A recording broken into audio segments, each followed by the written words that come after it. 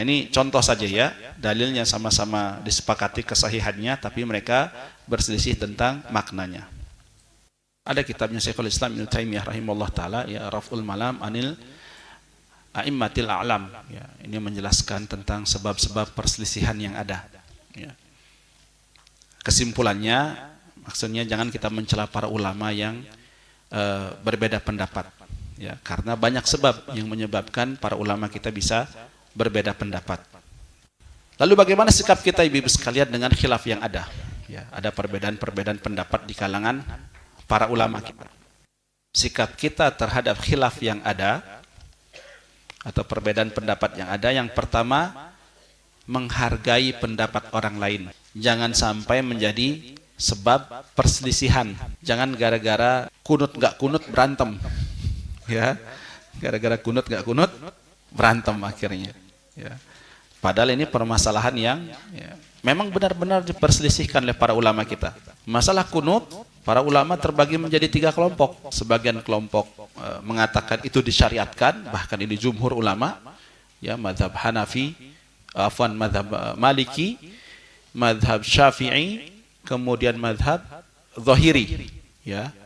Jadi yang mengatakan kunut itu disyariatkan ada 3 mazhab, ya, mazhab Maliki, mazhab Syafi'i, dan mazhab Zahiri. Cuman mereka berbeda pendapat. Kalau Maliki sebelum ruku kunut, kalau Syafi'i setelah ruku kunutnya, ya.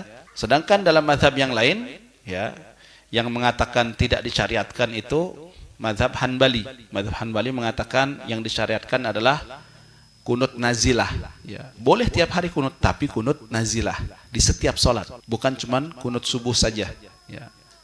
Kunut nazilah itu kunut untuk mendoakan saudara-saudara kita kaum muslimin yang sedang tertimpa bencana dan memenangkan mereka dari orang-orang kafir, ya. Seperti misalnya yang terjadi hari ini di Palestina, ya. Jadi boleh kita kunut nazilah namanya, dan itu terus-terusan boleh, mau subuh, maghrib, isya, ya, asar, zuhur, semuanya kunut. Adapun mazhab Hanafi mengatakan bid'ah itu, ya. Keras mazhab Hanafi mengatakan bid'ah. Ada juga pendapat yang tengah, ya, yang mengatakan boleh kunut subuh sesekali saja. Ini pendapatnya Az-Zahabi, pendapatnya Imam Ibnu Qayyim rahimahullah taala, ya. Juga pendapatnya Imam At-Tabari, kunut subuh tapi sesekali saja. Nah, ini pendapat-pendapat yang ada, ya. Jangan gara-gara saudara kita kunut kita nggak kunut, misalnya kita berantem gara-gara itu, ya. Walaupun saya condong kepada pendapat yang tidak disyariatkan kunut subuh, ya. Tidak disyariatkan kunut subuh, ya. Wallahu alam, ya.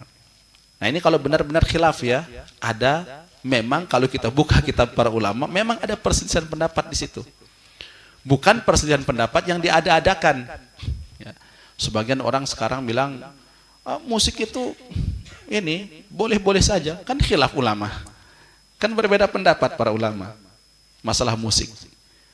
Ya. Padahal 4 imam mazhab semuanya sepakat musik hukumnya haram, ya, sepakat mereka. Yang menyelisih cuma 1, Imam Ibnu Hazm rahimahullah taala, ya, dalam mazhab Zahiri. Tapi sebagaimana kata Imam Ibnu Hajar Asqalani rahimahullah taala, mazhab Zahiri ketika menyelisih ijma maka tidak dianggap, ya, tidak dianggap. Ini terjadi ijma, kesepakatan para ulama, ya. Jangan kemudian datangkan nama-nama ulama-ulama belakangan, ya. Ulama Yusuf Al-Qardawi, ya. Berapa jauh sekali masanya, ya. Jauh sekali masanya dengan imam madhab, ya. Maka ini khilaf yang mengada-ada, ya. Tidak ada khilaf dalam permasalahan ini. Kalau Anda belum bisa meninggalkan musik, ya jangan katakan ini khilaf ulama, saya pilih pendapat yang menghalalkan musik. Jangan, ya. Ya, harus diyakini kalau ulama madhab sepakat musik haram, haram aja. Masalah kita belum bisa meninggalkan, itu permasalahan yang berbeda lagi, ya. Tinggal kita meminta taufik dan hidayah dari Allah untuk bisa meninggalkan musik tersebut, ya. Jangan bilang itu khilaf ulama, ya, tidak ada khilaf dalam permasalahan musik.